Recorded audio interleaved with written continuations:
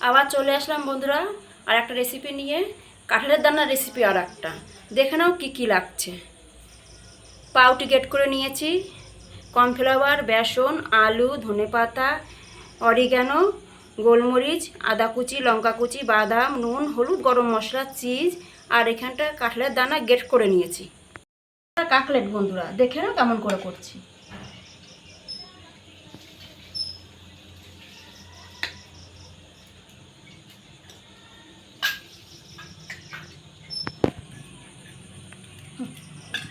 এই দেখো বন্ধুরা, এটা আমি ভরে দিয়ে, চিজটা ভরে দিয়ে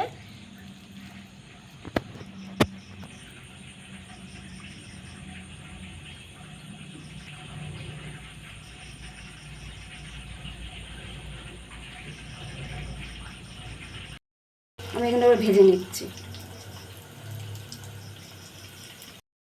দেখো বন্ধুরা চিজ ভাবটা